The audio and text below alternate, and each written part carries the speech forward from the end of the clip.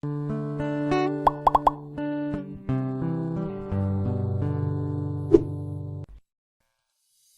child genius shot to fame when he went to college at age 10. Here's what happened to him since. The son of a microbiologist father and Arts Center director mother, Greg Smith became something of a media sensation when he was accepted into college before he'd even reached his teens. Here's a look at how the young brain box has fared in the 16 years since. Born in 1989, Smith set off on a path to child genius fame at a blistering pace. Indeed, at the age of just 7 months, he'd already learned to walk. At 14 months, meanwhile, he'd begun learning books off by heart and reciting them from memory. And when Smith was just 5 years old, he took an IQ test in which he tested off the bell curve.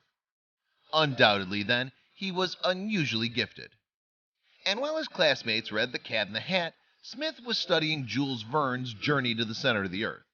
Furthermore, the youngster had immersed himself in Wordsworth, Mozart, and Plato before he'd even stepped foot into kindergarten. Smith continued his lightning speed development by jumping 6 school grades in the space of just 12 months. Incredibly, the youngster went on to finish his high school studies before he'd even celebrated his 11th birthday. The boy's parents had initially been resistant to allowing their son to fly through his education so quickly, but they eventually relented and, in fact, moved twice to find the best schools for Greg's unique educational needs. Meanwhile, Janet gave up her job to become his full-time advocate. What's more, Smith inevitably attracted the attention of the national media and went on to appear on the likes of 60 Minutes, Today, and The Late Show with David Letterman. There was so much interest in his story, in fact, that when his email address was shown in an interview with Oprah Winfrey, his school servers crashed under the weight of demand. Once the media circus had died down, though, Smith was accepted into Randolph-Macon College in Ashland, Virginia, at the tender age of 10. Advanced Physics, French 3, Calculus 1, and an honors course named Warfare in Antiquity were just some of the academic subjects Greg studied along college freshman years his senior.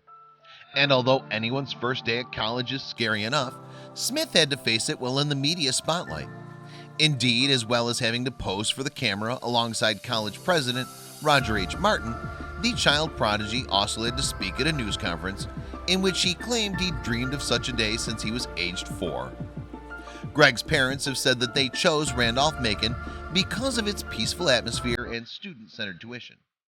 Furthermore, the college helped fund Smith's education with a 4-year scholarship worth some $70,000, though it no doubt also benefited from the child genius student's national exposure. Of course, unlike the rest of his classmates who lived on campus, Smith returned home to his parents every night. That didn't, however, stop him from forming friendships there. In 2016, Greg explained on Oprah, "Where are they now? I had lots of friends in college and hung out with a lot of people there in my programs." In fact, Smith appeared to have the best of both worlds, later adding, "I had lots of friends my own age, too, and I think that was really important. I mean, sure, we were in different grades, but we still liked a lot of the same things. We liked sports, we liked going out, just having a good time." But Smith also rubbed shoulders with some of the best-known people in the world. As well as meeting with Presidents Mikhail Gorbachev and Bill Clinton, he was mentored by Bishop Desmond Tutu and Northern Irish peace campaigner Betty Williams, both of whom have received the Nobel Peace Prize. And as you'd expect, Smith certainly had some lofty ambitions while attending college. Motivated by his mother's successful breast cancer battle, he planned to tackle diseases with a degree in biomedical research. Meanwhile, he also hoped to build space stations with a degree in aeronautical engineering. Plus, if all that wasn't nearly enough, Smith also had his eye on Bill Clinton's job at the time. "I know that the president has a lot of power and can make a lot of decisions," he said to Richmond, Virginia magazine Style Weekly. "I would like to have that influence to work hard for peace and nonviolence and to give voice to the children." By the age of 13, moreover, Smith was offering words of wisdom as a motivational speaker and was a 2-time Nobel Peace Prize nominee. He went on to receive 3 further Nobel nominations for his charitable efforts towards children's rights and safety, but has so far never won the honor. And Smith's educational achievements didn't end with his Bachelor of Science in Mathematics from Randolph-Macon. He also went on to earn a master's in mathematics at the University of Virginia at age 16, the youngest ever student to do so. However, though he continued to run his nonprofit, International Youth Advocates, Smith kept a low profile once reaching his teens. In 2007, his mother Janet told the Virginian pilot that security concerns had convinced her that this was wise. Because of this, then, no pictures of Greg had been released in the 3 years prior to the interview.